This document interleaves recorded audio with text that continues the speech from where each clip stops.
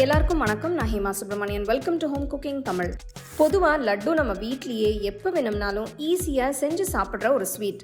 லட்டுவில் நிறைய வெரைட்டிஸ் இருக்குது.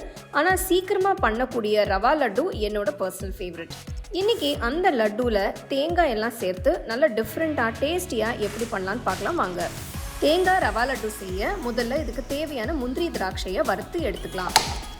ஒரு சின்ன தாளிப்பு கரண்டியில் 2 டீஸ்பூன் நெய் சேர்த்து, நெய் உருகுனதும் 2 டேபிள் ஸ்பூன் உடச்ச முந்திரி பருப்பு சேர்த்து, பொன்னிறமாக வறுப்பட்டதும் திராட்சையும் சேர்த்து பொரிச்சு எடுத்துக்கலாம். ஸ்டோவை லோ ஃப்ளேம்லேயே வச்சு செய்ங்க. முந்திரி திராட்சை நல்லா வறுப்பட்டதும் ஒரு போலுக்கு மாற்றி வச்சிடலாம். ஒரு அகலமான கடாயில் 2 டேபிள் ஸ்பூன் நெய் ஊற்றி 2 கப் அளவுக்கு ரவை சேர்த்து நல்லா வறுத்துக்கலாம். இது 250 ml கப். ரவை நல்ல பொன்னிறமாக வறுப்படுற வரைக்கும் வறுத்துக்கலாம்.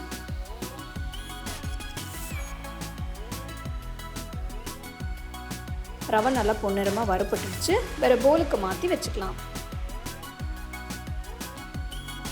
அதே பேனில் 2 டேபிள் ஸ்பூன் நெய் ஊற்றி 2 கப் அளவுக்கு ஃப்ரெஷ்ஷாக திருவின தேங்காய் சேர்த்து நல்ல பொன்னிறமாக வறுத்துக்கலாம். ஸ்டோவை மீடியம் ஃப்ளேம்லேயே வச்சு செய்யுங்க. அப்போ தான் ஈவனாக ரோஸ்ட் ஆகும். தேங்காயில் இருக்கிற மாய்ஸ்சர் எல்லாம் வத்துற வரைக்கும் வறுத்துக்கலாம். தேங்காய் நல்லா வறுப்பட்டதும் வறுத்து வச்ச ரவை சேர்த்து கலந்துக்கலாம். ரவையும் தேங்காயும் நல்லா மிக்ஸ் ஆகிற மாதிரி கலந்து விடுங்க. அடுத்து 3/4 கப் சர்க்கரையை கொஞ்சம் கொஞ்சமாக சேர்த்து மிக்ஸ் பண்ணுங்க. இப்படி சேர்க்கறதால சர்க்கரை நல்லா ஈவனாக மிக்ஸ் ஆகும்.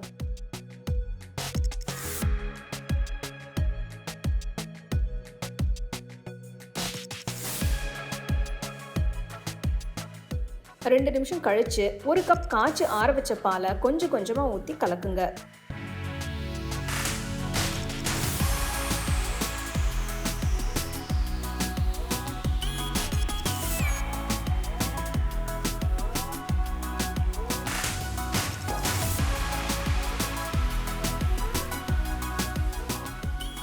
இப்போ 2 டீஸ்பூன் நெய், 1 டீஸ்பூன் ஏலக்காய் தூள், வறுத்து வச்ச முந்திரி திராட்சை எல்லாத்தையும் சேர்த்து நல்லா கிண்டி விடுங்க. பாருங்க, சர்க்கரை எல்லாம் நல்லா கரைஞ்சு கலந்து ரவா மிக்ஸ்சர் நல்ல சாஃப்டான பதத்துக்கு இருக்கு. இதுதான் கரெக்டான கன்சிஸ்டன்சி. ஸ்டோவை ஆஃப் பண்ணிட்டு வேற பிளேட்டுக்கு மாற்றி வைக்கிறேன். என்னோட உள்ளங்கையில் கொஞ்சம் கொஞ்சமாக நெய் தடவி லேசான சூடில் இருக்கும்போதே லட்டுவை உருட்டி வச்சிடுறேன். டேஸ்டியான தேங்காய் ரவா லட்டு தயாராகிடுச்சு.